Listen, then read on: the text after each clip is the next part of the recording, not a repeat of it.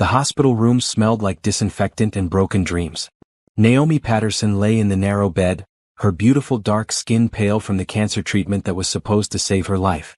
The 4-drip attached to her arm delivered medicine that made her feel like she was drowning from the inside out, but nothing hurt more than watching her husband of 7 years pack his clothes into a suitcase while their 3 18-month-old children cried in the corner. "You can't be serious right now," Naomi whispered, her voice barely audible over the beeping machines and the wails of little Zara, Caleb, and Amara. The triplets didn't understand why Mommy looked so different, why her beautiful black hair was gone, why she couldn't hold them like she used to. Jonathan didn't look at her as he folded his shirts with mechanical precision. His hands, the same hands that used to stroke her face and promise her forever, moved like he was packing for a business trip instead of abandoning his dying wife. "The doctor said you have a 30% chance, Naomi. 30%. I can't watch you die. I can't put the kids through that. So you're putting them through this instead?" Naomi tried to sit up, but the movement sent waves of nausea through her body. "You're leaving them with a dying mother and no father? Rebecca can give me the life I need right now." Jonathan's voice was cold, mechanical. Rebecca Martinez, his secretary who had been working late with him for months.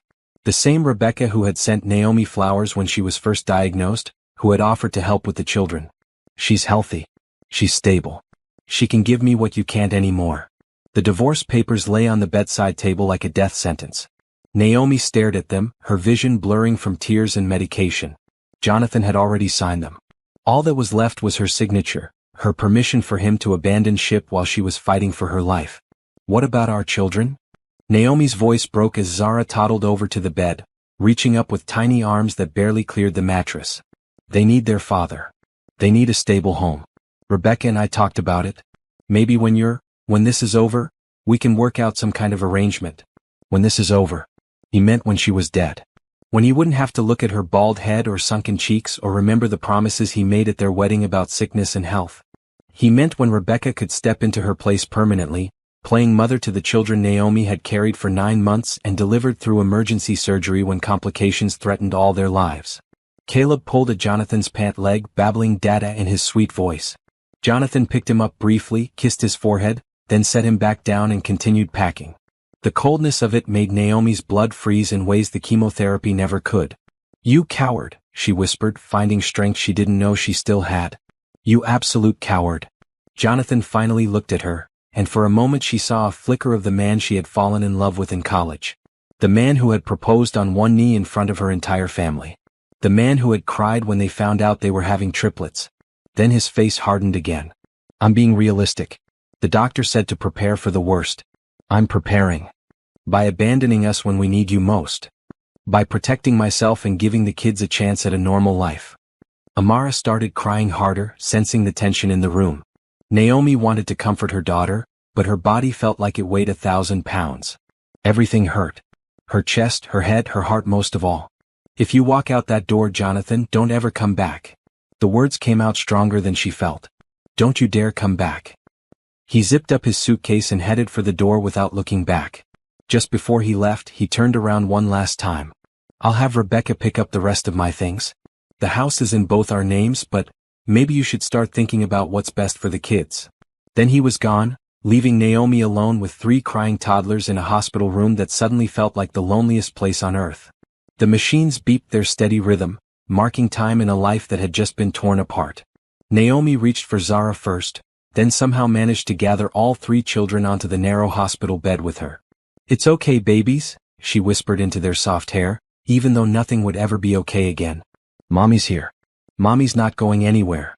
But as she held her children and stared at the divorce papers her husband had left like a final insult, Naomi made a promise that would change everything. If she survived this cancer, if she beat the 30% odds that Jonathan couldn't face, she would never let anyone make her feel this small again. She would build a life so strong, so successful, so beautiful that his abandonment would become the best thing that ever happened to her. The first step was signing those papers. Not because she wanted to, but because she refused to be tied to a man who would leave her to die.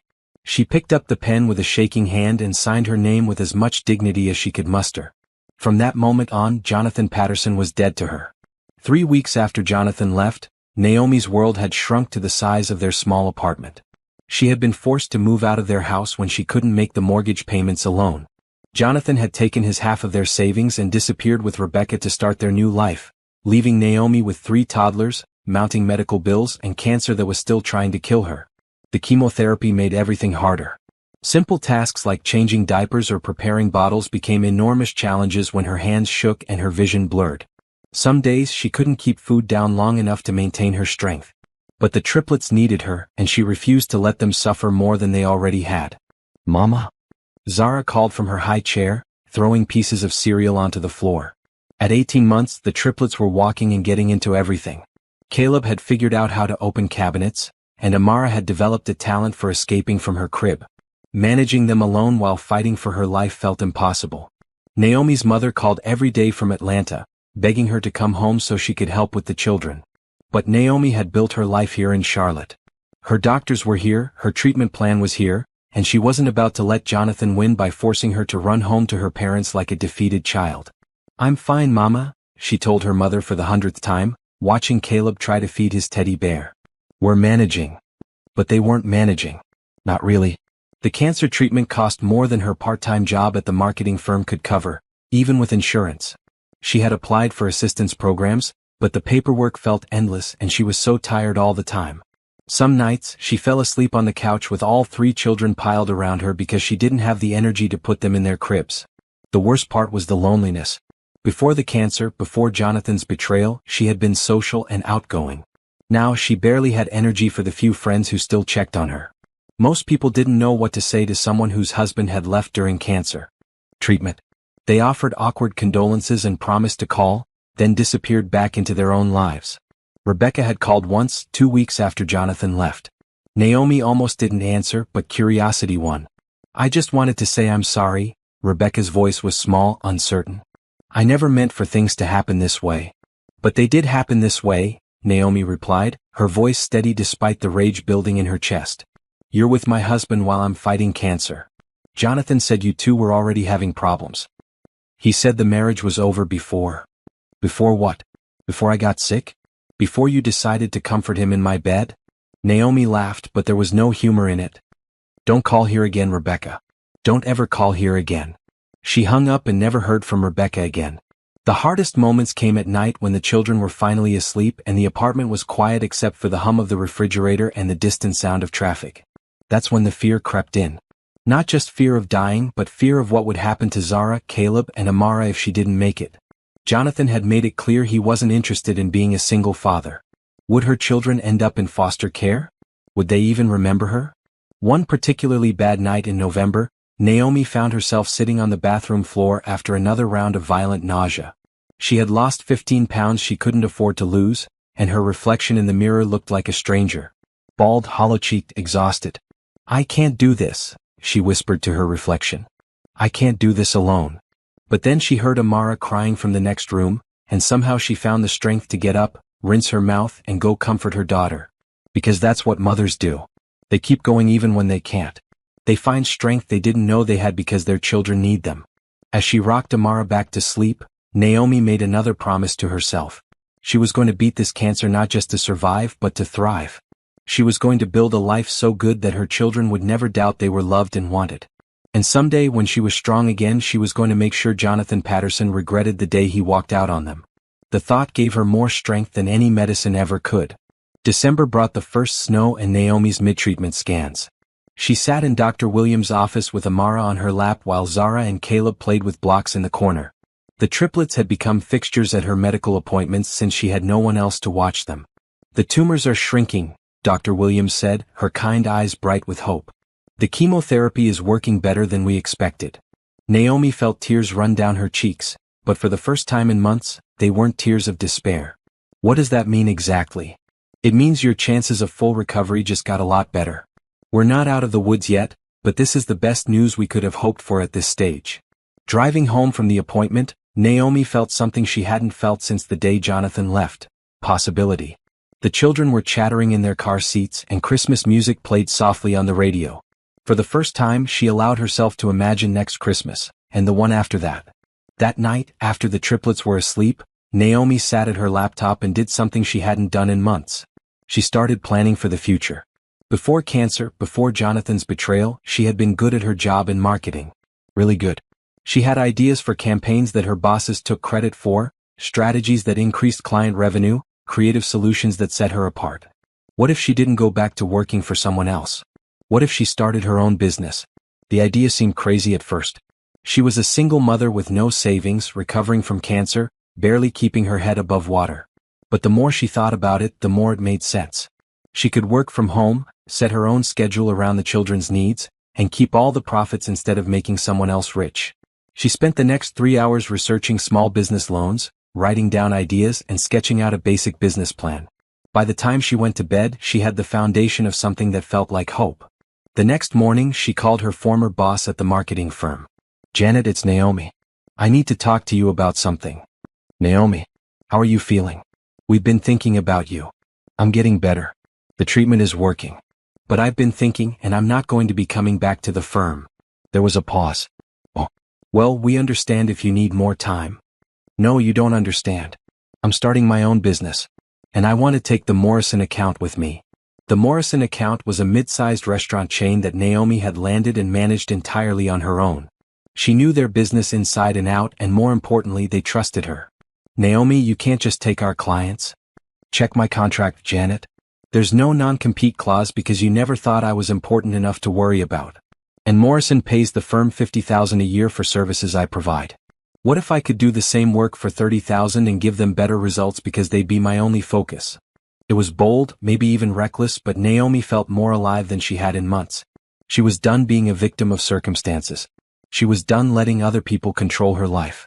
"You're serious about this?" "Dead serious." "And Janet? This is just the beginning. I'm going to build something amazing."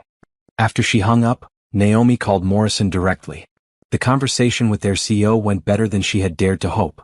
He had always preferred working with her over the account managers the firm usually sent, and the idea of cutting costs while getting better service appealed to him immediately. "When can you start?" he asked. "Give me 6 months to finish my treatment and get everything set up properly. I want to do this right." "You've got a deal, Naomi. And good luck with everything. We're rooting for you." That afternoon, while the triplets napped, Naomi applied for a small business loan. Her credit wasn't perfect anymore, and her income was uncertain, but she had a plan and a client ready to sign a contract. It was a start. She also did something else she hadn't done in months. She took a long look in the mirror and really saw herself. Yes, she was bald from chemotherapy. Yes, she had lost weight and looked tired.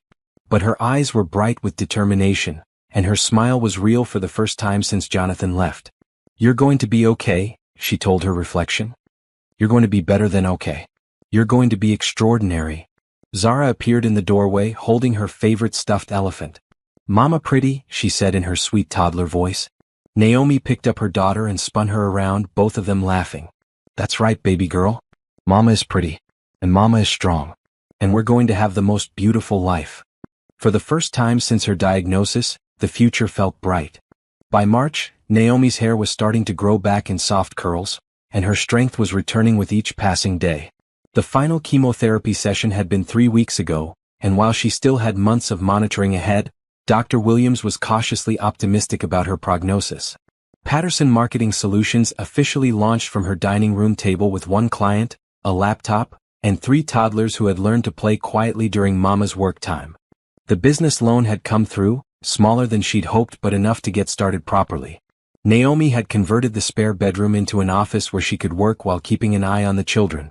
Zara, Caleb, and Amara had adapted to their new routine with the flexibility that only small children possess. They understood that when Mama was on the computer, they needed to use their inside voices and play with their quiet toys. The Morrison account was going even better than expected. Naomi's cancer experience had taught her something valuable about priorities and efficiency. She worked with laser focus during the hours the children were occupied, getting more done in 4 hours than she used to accomplish in 8 at the firm. "I have to say, Naomi, these numbers are impressive," John Morrison told her during their monthly video call. "Our social media engagement is up 40% since you took over, and the new campaign for the spring menu launch exceeded our projections." "Thank you, John. I told you that giving me your full attention would pay off. Speaking of which, I've been talking to some colleagues about your work. Would you be interested in taking on additional clients?" Naomi's heart raced. "Absolutely. What did you have in mind?" Within 2 weeks, Patterson Marketing Solutions had 3 clients and a waiting list. Naomi hired a part-time babysitter so she could focus during peak work hours, and started looking into preschool programs for the fall when the triplets would turn 3. The transformation wasn't just professional. Naomi had started taking care of herself again, eating nutritious meals and taking walks with the children around their neighborhood. Her hair was growing back thicker and curlier than before, and she had regained the weight she needed. When she looked in the mirror now, she saw a strong, capable woman who had survived the impossible. "You look beautiful, honey," her mother said during one of their weekly video calls. "I'm so proud of what you've built." "Thanks, Mama. I'm proud too. Have you heard from Jonathan at all?" Naomi's expression hardened slightly. "No, and I don't want to. He made his choice. I just wonder if he knows how well you're doing. If he knows the children are thriving. It doesn't matter what he knows. We don't need him." And it was true. The life Naomi was building was better than anything she and Jonathan had shared. She was in control of her own schedule, her own income, her own future. The children were happy and healthy, surrounded by love even if it came from just one parent. One evening in May, while the triplets played in the backyard sandbox Naomi had installed, she sat on the porch with her laptop, working on a campaign for a new restaurant client. The children's laughter filled the air, and the spring breeze felt like a promise of good things to come. Her phone rang. The number wasn't familiar, but something made her answer. "Is this Naomi Patterson?" "Yes, who's this?" "This is Dr. Sarah Chen from Charlotte Memorial Hospital. You were treated here for cancer last year." Naomi's blood ran cold. "Is everything okay? Are my test results?" "Oh no, nothing like that. I'm sorry to scare you. I'm calling because we're putting together a panel for our annual Cancer Survivor Conference, and we'd love to have you participate. Your case has been remarkable, single mother of triplets who not only beat cancer but started a successful business during treatment. It's exactly the kind of story that gives other patients hope." Naomi felt a surge of pride mixed with surprise. "You want me to speak publicly about my experience? If you're comfortable with it. We know it was a difficult time, especially with your personal circumstances." Dr. Chen was being tactful, but Naomi knew she meant Jonathan's abandonment. The medical staff had witnessed enough to understand what she'd been through. "I'd be honored to participate," Naomi said. "When is the conference?" "October 15th. It's a big event. We usually have about 500 attendees including patients, families, medical professionals, and community members." After hanging up, Naomi sat quietly for a moment, processing the request. A year ago she had been at rock bottom, abandoned and afraid. Now she was being asked to inspire others with her story of survival and success. "Mama, look." Caleb called, holding up a sand castle that was more like a pile of sand with a stick on top. "That's beautiful, baby," she called back, her heart full. That night, after the children were asleep, Naomi started writing notes for her speech. She wanted to be honest about how dark things had gotten, but also show people that rock bottom could be the foundation for something incredible. She had no idea that in just a few months, her speech would reach someone she never expected to see again. October 2023, 5 years after Jonathan's abandonment. Naomi stood in front of the mirror in her new master bedroom, adjusting the navy blue blazer that complemented her natural skin tone perfectly. Her hair had grown into a stylish bob that framed her face beautifully, and her body was strong and healthy. At 34 she looked better than she had in her 20s. The house around her was a testament to her success.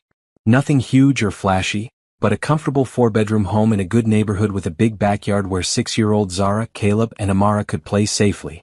Each child had their own room decorated according to their personalities. Zara loved purple and unicorns, Caleb was obsessed with dinosaurs, and Amara preferred books and art supplies. "Mama, you look pretty," Amara said, appearing in the doorway wearing her school uniform. "Thank you, sweetheart. Are you ready for Mrs. Henderson?"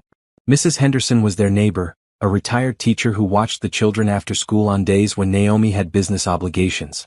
The triplets adored her, and she treated them like the grandchildren she'd never had. Patterson Marketing Solutions now had 12 employees and an office building in downtown Charlotte. Naomi had expanded beyond just marketing to include brand development and digital strategy. Her company had won awards, been featured in business magazines, and attracted clients from across the Southeast. But none of that success meant as much to her as watching her children thrive. Zara was artistic and confident, always ready to perform impromptu songs or dances. Caleb was curious about everything, asking endless questions about how things worked. Amara was the reader of the family, already devouring chapter books that were meant for older children. Will you tell them about us in your speech today? Caleb asked, wrapping his arms around Naomi's waist. Of course I will. You three are the best part of my story. The children had learned bits and pieces about their father over the years, but Naomi had been careful to never speak badly about Jonathan in front of them. As far as they knew, Daddy had left when they were babies and they didn't see him anymore. They occasionally asked questions, but they seemed content with the family they had. The Cancer Survivor Conference was being held at the Charlotte Convention Center. As Naomi drove downtown, she thought about how far she'd come from that terrified woman in the hospital bed. The cancer was still in remission with no signs of return. Her business was thriving. Her children were happy and healthy. She had built the life she'd dreamed of during those dark nights of chemotherapy. The convention center was packed with survivors, families, medical professionals, and community supporters. Naomi was scheduled to speak during the afternoon session about rebuilding life after cancer. She had practiced her speech dozens of times, but she still felt nervous butterflies. Naomi. Dr. Williams appeared at her side, beaming with pride. You look absolutely radiant. I'm so excited to hear you speak. Thank you for everything you did to get me here, Naomi said, meaning every word. You did the hard work. I just provided the medicine. Naomi mingled with other survivors during the lunch break, sharing stories and offering encouragement to newer patients. Many people recognized her from the business community, and she was proud to show that cancer survivors could not only recover but thrive. At 2 o'clock, she was introduced to the packed auditorium.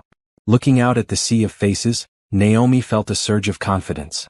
5 years ago, I was lying in a hospital bed with stage 3 breast cancer, 3 18-month-old children, and divorce papers on my nightstand, she began. My husband had decided that a 30% chance of survival wasn't good enough odds for him to stick around. The auditorium was completely silent. I'm not going to lie to you, there were moments when I wanted to give up. When the treatment was so hard and I felt so alone that I wondered if my children might be better off without me. But then I realized something important. I couldn't control the cancer and I couldn't control other people's choices, but I could control how I responded. She talked about starting her business during treatment, about the small victories that built into bigger ones, about learning to find strength she didn't know she had. She talked about her children and how they motivated her to become not just a survivor but a success. Today I run a company with 12 employees. My children are happy, healthy, and surrounded by love. I own my own home and I'm cancer-free. I'm not telling you this to brag, but to show you that rock bottom can become the foundation for something extraordinary. The applause was thunderous. As Naomi left the stage, she felt incredible pride in how far she'd come. She was no longer the broken woman Jonathan had abandoned. She was a warrior who had built a kingdom. What she didn't know was that in the back of the auditorium, hidden behind a pillar, someone from her past had been watching every word. Jonathan Patterson couldn't believe his eyes. The confident, successful woman on that stage was supposed to be dead. The Charlotte Business Expo 3 weeks later was one of the biggest networking events of the year. Naomi attended every year now, both to promote Patterson Marketing Solutions and to connect with potential clients. This year, she was also serving on a panel about women entrepreneurs, another milestone in her professional journey. She wore an emerald green dress that made her brown eyes sparkle and her skin glow. At 34, success had given her a confidence that radiated from within. Several people approached her during the networking reception, wanting to discuss potential collaborations or simply congratulate her on her recent business awards. Naomi Patterson? A voice behind her made her freeze mid-conversation. She turned slowly, though she already knew who she would see. Jonathan stood 3 feet away, looking older and tired. His face was thinner than she remembered, his hair was graying at the temples, and his clothes, while professional, lacked the polish he used to maintain. Jonathan. Her voice was steady, giving away nothing of the shock racing through her system. I can't believe you're here. You look. He seemed to struggle for words. You look incredible. Thank you. She didn't return the compliment because it wouldn't have been honest. He looked like a man who had made bad choices and was living with the consequences. Could we talk? Privately? Naomi glanced around the busy expo hall. People were starting to notice their interaction, and she didn't want to cause a scene. 5 minutes. They found a quiet corner near the back of the hall. Jonathan kept staring at her like he couldn't believe she was real. I heard your speech at the cancer conference, he said quietly. I was there. You were there? She couldn't hide her surprise. Rebecca's sister was being treated there. I went to support her and... He shook his head. When I saw your name on the program, I couldn't believe it. I thought, You thought I was dead. The words came out flat, matter of fact. The doctor said 30% chance. And when I never heard anything. You never heard anything because you left your phone number with Rebecca and told me never to contact you again. Naomi's voice remained calm, but fire burned behind her eyes. You made it very clear you didn't want updates on my condition. Jonathan looked down at his hands. I know how it looked. How it looked? Jonathan, you left divorce papers on my hospital bed while I was fighting for my life. You took our savings and moved in with your secretary while I was bald from chemotherapy and taking care of 3 toddlers alone. How exactly was that supposed to look? I was scared. I couldn't handle watching you die. So you decided to let me die alone instead. That's not. I never wanted you to die alone. I thought about you every day. Naomi laughed, but there was no humor in it. You thought about me every day while you were building a new life with Rebecca? How touching. Jonathan's face flushed. Rebecca and I, that didn't work out. I'm shocked. The sarcasm in her voice was sharp enough to cut glass. She left me 2 years ago. Took half of everything and moved to California with some guy she met at her yoga class. And now you're what, looking for a reunion? Want to see if your dying wife is still available. You're not dying. You beat it. You beat everything. His voice was full of something that might have been admiration if it wasn't coming from him. The business, the success, the way you look. You're amazing. Yes, I am amazing. I became amazing after you left. Naomi, I know I made mistakes. Mistakes. Her voice rose slightly before she caught herself and lowered it again. You didn't make mistakes, Jonathan. You made choices. You chose Rebecca over our marriage. You chose yourself over our children. You chose to abandon your family when we needed you most. I want to make it right. You can't make it right. Some things can't be fixed. The kids, how are the kids? For the first time, real emotion flashed across Naomi's face. The children are perfect. They're smart and funny and kind, and they have a mother who would rather die than abandon them. Do they ask about me? Sometimes. I tell them their father lives far away. Jonathan flinched. I could be part of their lives again. I could help. Help? Naomi stepped closer, her voice deadly quiet. Where were you when Caleb had pneumonia at age 2 and I spent 4 days in the hospital with him alone? Where were you when Amara broke her arm falling off her bike and needed surgery? Where were you for first days of school, lost teeth, nightmares, birthday parties? I didn't know. You didn't know because you didn't want to know. You signed away your rights to know when you chose your secretary over your children. I made a terrible mistake. No, Jonathan. You made a choice. And now you have to live with it. She started to walk away, but he caught her arm gently. Please. Can we have dinner? Can we talk properly? Naomi looked down at his hand on her arm, then back at his face. For just a moment, she saw the man she had married, the father of her children, the person she had planned to spend her life with. Then she remembered the divorce papers and the empty house and the chemotherapy sessions she had endured alone. Let go of my arm, Jonathan. He released her immediately. You want to talk? You want to make amends? You want forgiveness? Her voice was soft but steel ran through every word. You'll get what you gave me. Nothing. She walked away without looking back, her head held high and her heart pounding. Behind her, Jonathan stood alone in the corner of the expo hall, finally understanding what he had lost. What he didn't understand was that Naomi Patterson was just getting started.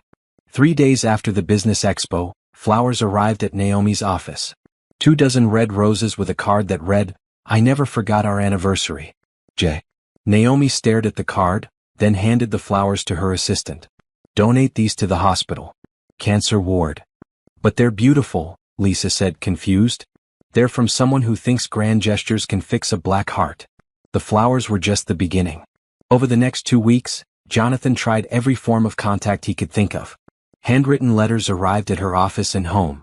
He sent gifts for the children, expensive toys that remained in their boxes because Naomi refused to give them things from the father who had abandoned them. He even showed up at her office building one afternoon, waiting in the lobby until security made him leave. This is getting ridiculous, Naomi told her best friend and business partner Trina over lunch. He's acting like he can just waltz back into our lives after 5 years. What do you think he wants? Trina asked. She had been Naomi's college roommate and the only person who knew the full story of Jonathan's abandonment. I think his life fell apart and now he wants to come crawling back to his successful ex-wife. Have you looked him up online? Naomi shook her head. She'd been too disgusted to waste time researching Jonathan's life, But that afternoon she found herself Googling his name. What she found was telling. Jonathan's consulting business had failed spectacularly 2 years earlier. There were articles about unpaid debts, unhappy clients, and a lawsuit from former business partners. His LinkedIn profile was sparse, listing only independent consultant with no recent activity. Rebecca Martinez's social media told another story. She was living in San Diego with a new boyfriend, posting pictures from wine country and beach vacations.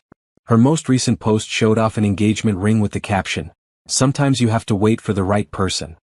So Jonathan was not only professionally ruined but personally abandoned as well. The woman he had left his family for had moved on to someone who could actually provide the stability and success he had promised her. "Mama, someone's at the door," Zara called from the living room. Naomi looked out the window and saw Jonathan standing on her front porch, holding what looked like legal documents. Her blood ran cold. Was he trying to claim parental rights now? After 5 years of complete absence? She opened the door but didn't invite him in. "What do you want, Jonathan?" "I've been thinking about what you said. About choices and consequences." He looked terrible, unshaven, exhausted, wearing clothes that needed pressing. "You're right. I made the wrong choices. And I want to make different choices now. I want to be a father to my children. Our children. They're our children even though you've never acted like it. I know. I want to change that. You can't just decide to be a father after 5 years. It doesn't work that way. I have rights. You signed away your rights when you abandoned us. Check your divorce papers." Jonathan's face fell. He had been so eager to escape his responsibilities that he hadn't read the fine print of the custody agreement.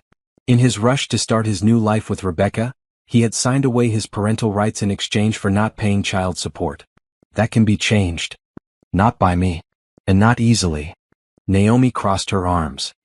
"Those children don't know you. You're a stranger to them. I could get to know them again." "What? Because you're lonely? Because Rebecca left you? Because your business failed and you think I might be your meal ticket?"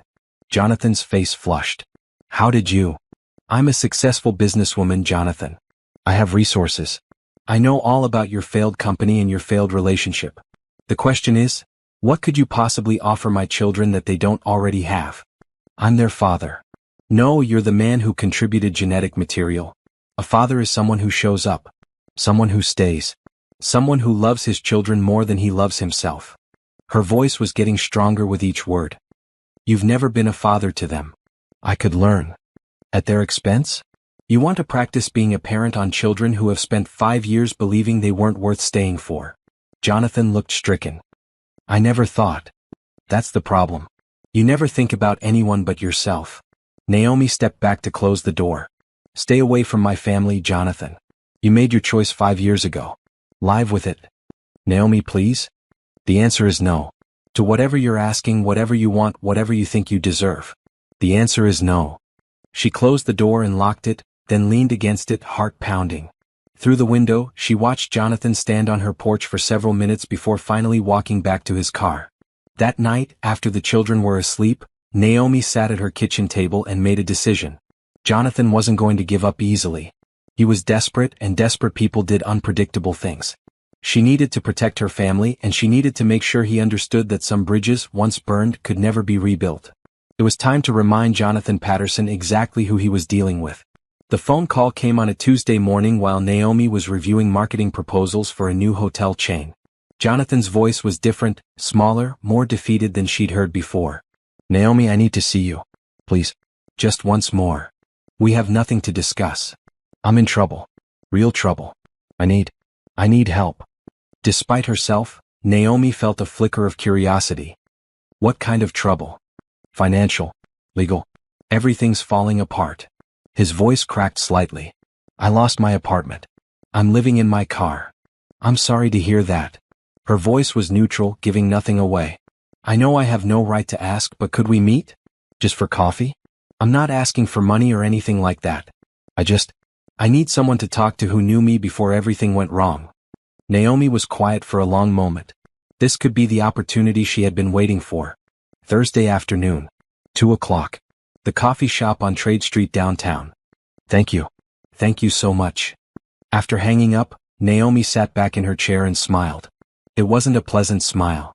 She spent the next 2 days preparing carefully. First, she called her lawyer and explained the situation. Then she reached out to a private investigator she had worked with on background checks for potential employees. Finally, she made some phone calls to people in Charlotte's business community, people who remembered Jonathan from his successful days and would be very interested to hear about his current circumstances. Thursday afternoon, Naomi arrived at the coffee shop early and chose a table near the window where they would be visible to anyone passing by.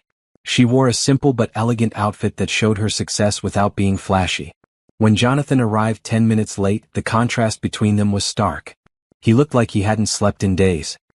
His clothes were wrinkled, his hair uncombed, and he had the desperate look of a man who had run out of options.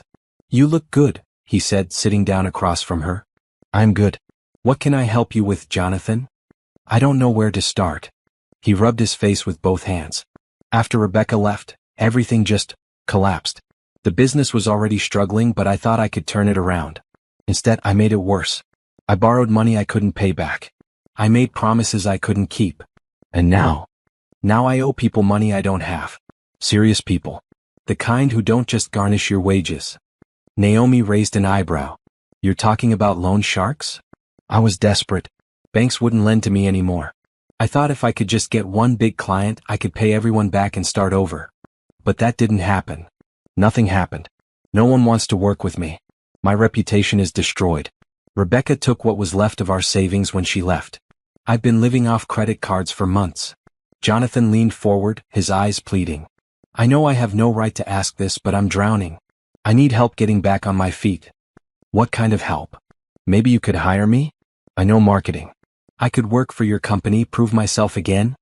Naomi almost laughed. "You want me to give you a job? I'd take anything. Entry-level intern wages, I don't care. I just need a chance to rebuild. After you abandoned me and our children? I know it sounds crazy, but you're the only person I know who might understand. You know what it's like to lose everything. I lost everything because I had cancer. You lost everything because you're selfish and weak." Jonathan flinched but didn't argue. "You're right. But people change. I've learned from my mistakes." "Have you?" Naomi tilted her head, studying him. "Tell me, in the 5 years since you left, how many times did you think about our children?" "Every day. But not enough to call. Not enough to send a birthday card. Not enough to ask if they needed anything. I was building a new life." "You were building a lie. And now that lie has collapsed and you want to crawl back to the family you threw away." Jonathan was quiet for a long moment. When he spoke again, his voice was barely a whisper. "I miss them. I miss you. I know I don't deserve it, but I miss the life we had." "The life we had?" Naomi's voice was sharp. "You mean the life where I did all the work while you took credit? Where I managed the house and the children while you played businessman? Where I supported your dreams while you dismissed mine?" "It wasn't like that." "It was exactly like that. The only difference is that now you know what I'm capable of when I'm not carrying dead weight." The words hit Jonathan like physical blows. He stared down at his hands and Naomi could see that he was crying. "What do you want from me?" she asked, not unkindly. "A chance. Just one chance to prove I can be better." Naomi pretended to consider this. "All right. I'll make you a deal." Hope flickered in Jonathan's eyes. "I'm hosting a business reception next Friday night. Some of the most influential people in Charlotte will be there. If you can clean yourself up and behave appropriately, I'll let you attend as my guest. You can network, make connections, maybe find someone willing to give you a chance." "You would do that for me?" "I would do that for the father of my children. Even if he hasn't earned it." Jonathan reached across the table like he wanted to take her hand, but Naomi pulled back. "Don't mistake this for forgiveness, Jonathan. This is me taking pity on you. If you embarrass me or make my children's mother look bad by association, you'll never hear from me again." "I understand. Thank you." "Thank you so much." As they left the coffee shop, Jonathan walking with more purpose than he'd had in months, Naomi smiled to herself. He had no idea what he had just agreed to. The reception was going to be very educational for everyone involved. The Patterson Marketing Solutions annual Client Appreciation Reception was the social event of Charlotte's business season. Held at the city's most prestigious hotel, it drew over 200 of the region's most successful entrepreneurs, executives, and community leaders. Naomi had spared no expense. The ballroom was decorated in elegant whites and silvers, with stunning floral arrangements and soft lighting that made everyone look their best. A jazz quartet played in the corner while servers circulated with champagne and hors d'oeuvres. She stood near the entrance greeting guests, wearing a stunning black dress that showed off her confidence and success. Every person who walked through those doors represented a choice she had made to build something better than what she'd had before. Jonathan arrived exactly on time, and Naomi had to admit he had made an effort. His suit was pressed, his hair was cut and styled, and he had shaved. He looked more like the man she had married, which made what she was about to do even sweeter. "Thank you again for this opportunity," he said quietly as she handed him a name tag. "Don't thank me yet." She introduced him to a few people as, "My ex-husband, Jonathan Patterson," without any further explanation. Most people were polite but quickly moved on to other conversations. Jonathan tried to engage potential contacts, but something about his desperation showed through despite his best efforts. At 8 o'clock, Naomi stepped to the front of the room and tapped her champagne glass for attention. "Good evening, everyone. Thank you all for joining us tonight to celebrate another successful year for Patterson Marketing Solutions." Applause filled the room. Jonathan stood near the back, smiling proudly as if he had something to do with her success. "5 years ago, many of you didn't know my story. You knew me as a successful businesswoman, but you didn't know how I got here." Naomi's voice was clear and strong, carrying easily through the room. "Tonight, I want to share that story with you." Jonathan's smile faltered. This wasn't what he had expected. 6 years ago, I was diagnosed with stage 3 breast cancer while caring for 18-month-old triplets. It was terrifying, but I thought I had support. I thought I had a partner who would stand by me through the fight of my life. The room was completely silent now. People began looking around, trying to understand where this was going.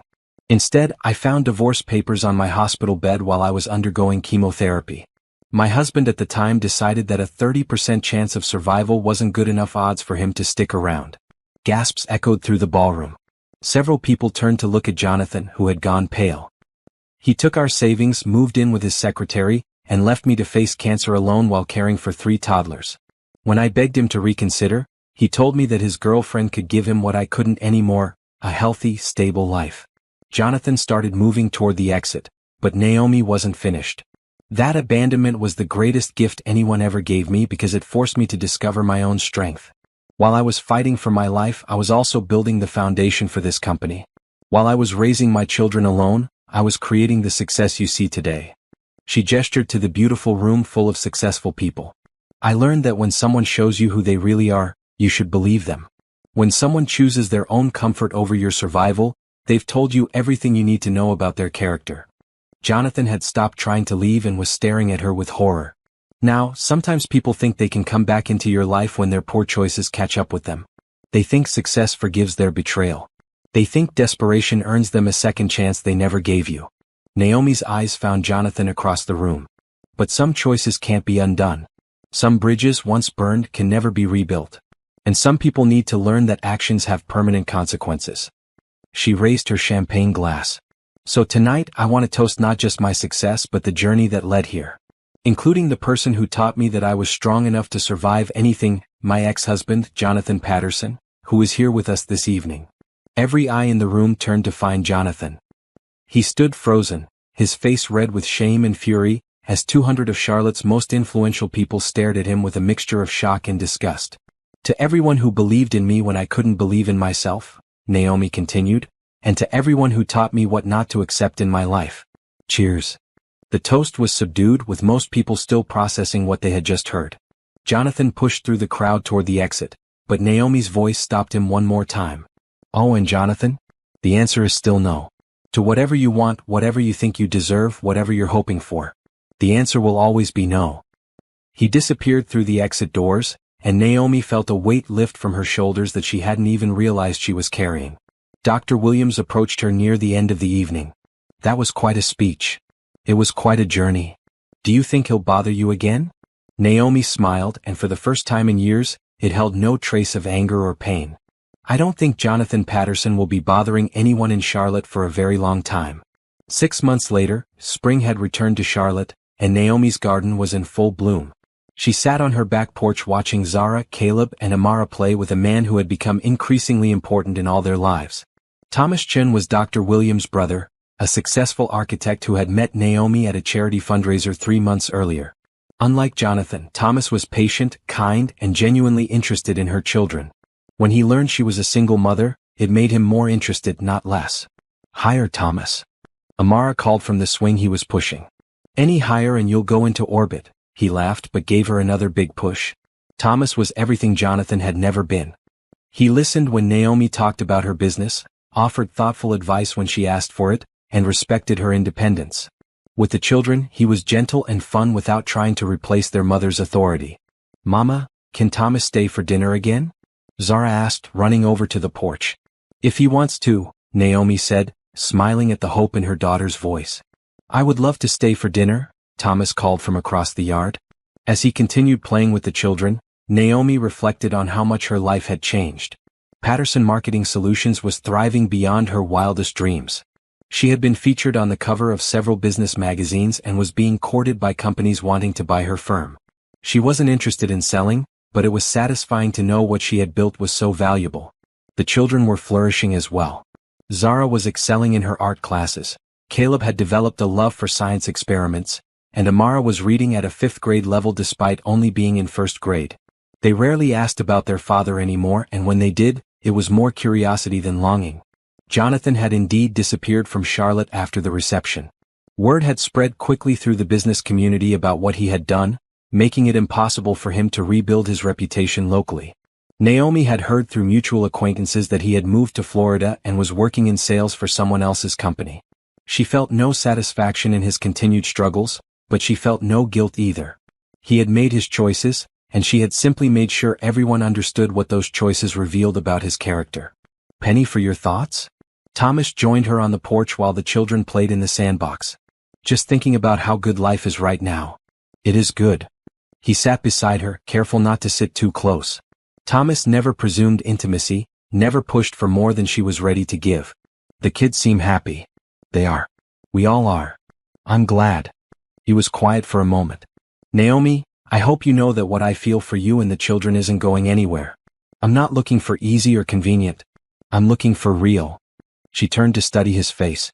Thomas was handsome in a quiet way, with kind eyes and an easy smile. More importantly, he had spent months showing her through his actions that he was trustworthy. I know, she said softly. It's hard to trust again. I understand. Take all the time you need. That evening, after Thomas had gone home and the children were asleep, Naomi sat in her home office looking at the wall where she had hung her cancer-free certificate, her business awards, and photos of her children. This was the life she had built from the ashes of her marriage. Her phone buzzed with a text from Thomas. Thank you for a wonderful evening. Sleep well. Another text came from her business partner Trina. The Morrison Group wants to expand their contract. You're amazing. A third text from her mother. Saw your interview in the magazine. So proud of you, sweetheart. Naomi smiled and set her phone aside. 6 years ago, she had been dying alone in a hospital room with 3 babies and a husband who couldn't handle the sight of her suffering. Tonight, she was surrounded by love, success, and possibility. She walked upstairs to check on the children, something she did every night. Zara was curled up with her stuffed elephant. Caleb had kicked off his covers as usual, and Amara was sleeping with a book on her pillow. These 3 beautiful children had never doubted her love, never questioned her commitment, never made her feel like she wasn't enough. They had been her motivation to fight, to build, to become extraordinary. Standing in their doorway, Naomi made one final promise to herself and to them. She would never again accept less than she deserved. She would never again let anyone make her feel small or unwanted or insufficient. She had learned the hard way that she was capable of surviving anything, building anything, becoming anything she set her mind to. But more importantly, she had learned that she was worth fighting for. Jonathan Patterson had left her to die, thinking she was broken beyond repair. Instead, he had set her free to become unstoppable.